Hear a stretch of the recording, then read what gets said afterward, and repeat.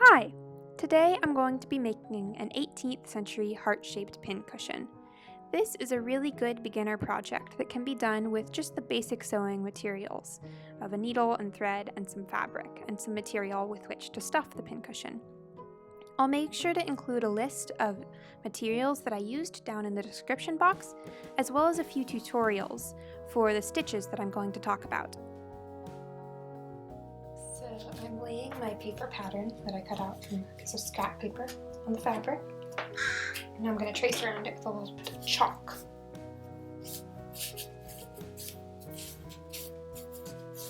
As you can see, this chalk is really faint.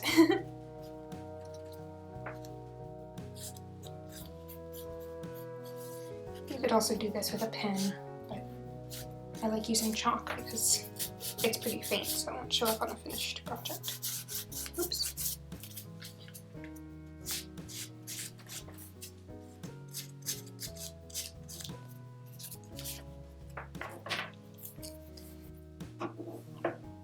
And we get to cut out the little heart.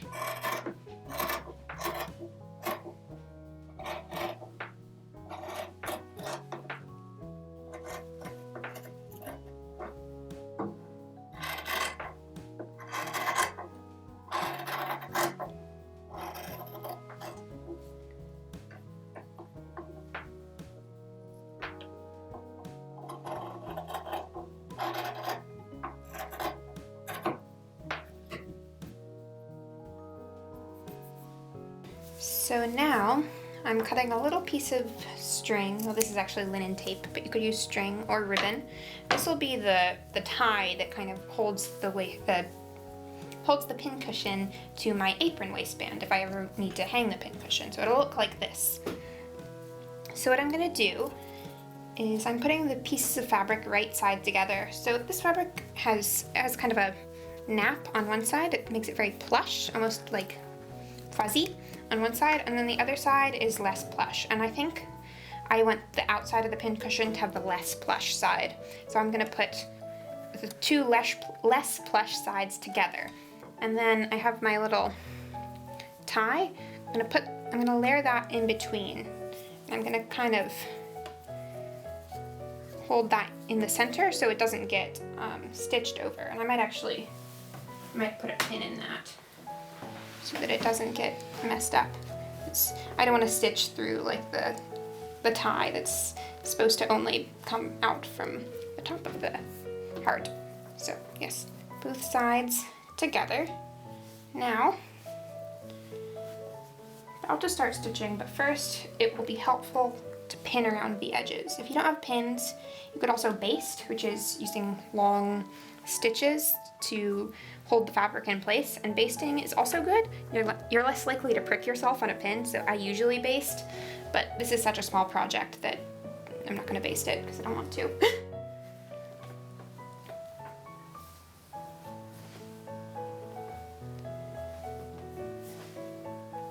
And now I get to start stitching. I'm using white linen thread. You can use whatever thread you have on hand because it's not really going to show. And I'm stitching about 1/4 inch away from the edge. I'm just going to do little tiny running stitches in and out.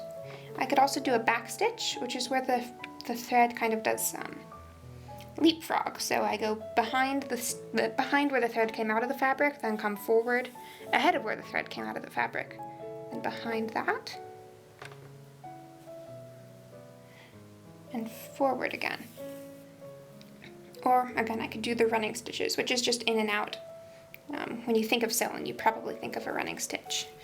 I think a mixed back and running stitch is probably good for this because it's pretty strong, but it's also fast.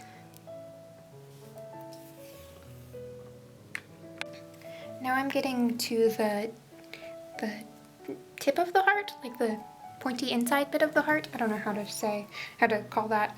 And I'm trying to make my stitches especially tight here because this is the point of the heart at which the tapes holding the pincushion to my apron are going to be attached.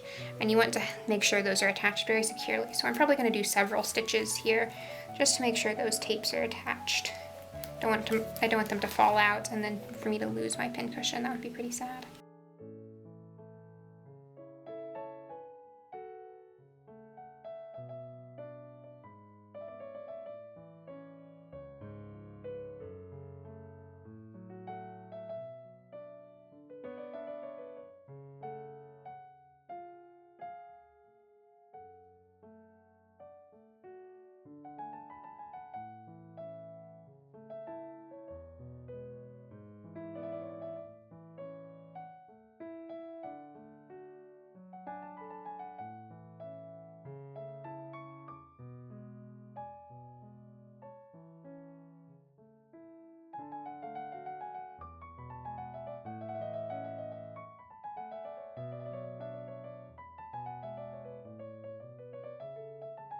I honestly prefer using a backstitch, but I know that some people prefer running stitches because they can be a little bit faster. Because the thread isn't leapfrogging with a running stitch. But I think backstitches, it's easier to have your stitches be nice and neat. And I'm just gonna sew probably to this pin here, be a little bit, not that far, because this is a pincushion, so it's kind of like a pillow, so I need to turn it inside out so that the sides that I want to see are on the outside. So I need to have a space through which to turn inside out the pincushion. Now we're flipping it inside in. Oop, and there's a pin there where I had used the pin to anchor the tape, so that's a little bit dangerous.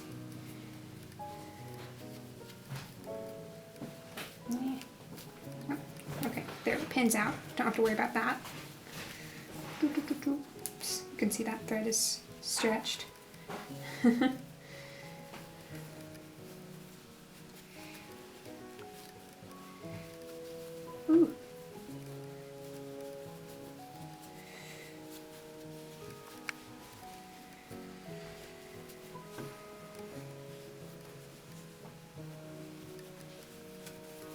I'm going to use a pair of scissors to kind of stretch out the points of the pincushion. Honestly, I probably shouldn't have used white thread for this. Probably should have used like an orange or a red, but white thread is what I had, so works. Look at my beautiful salad. Actually, these are just scraps of wool and linen and bits of thread that I'm going to use to stuff this pincushion.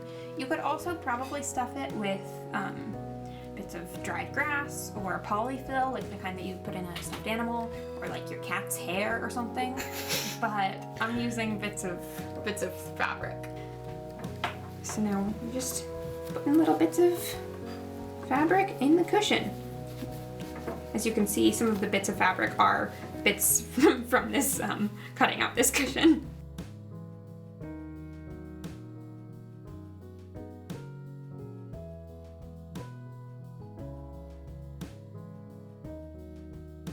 Okay, now there's still a hole in the side of the pincushion from where I turned the pincushion inside in.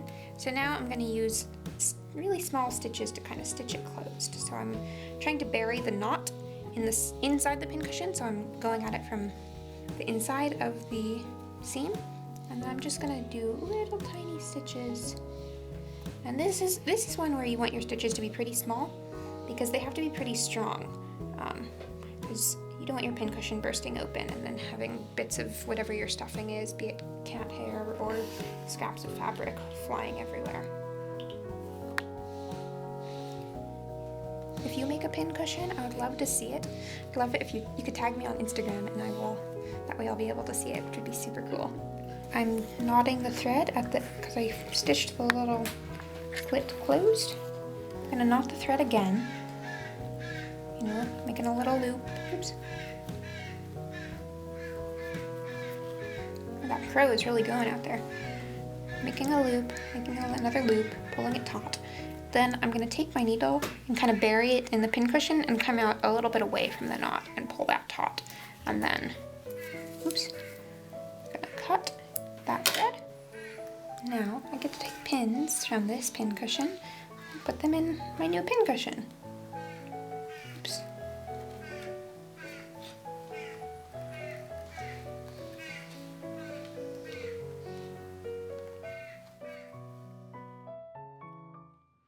And there you go, a nice 18th century pincushion. If you decide to make an 18th century pincushion after watching this video, I'd love to see it, so tag me on Instagram as @GracieSews. Hope you have a great rest of your day. I'm just putting little bits of fabric in the cushion. As you can see, some of the bits of fabric are bits from this, cutting out this cushion. But that works too. It's meta.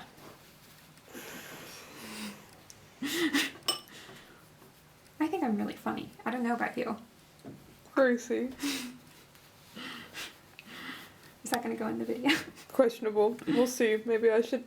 Depends on how mad you are at me. Yeah, exactly. If you bother me. And I'll put you on blast, as the kids say.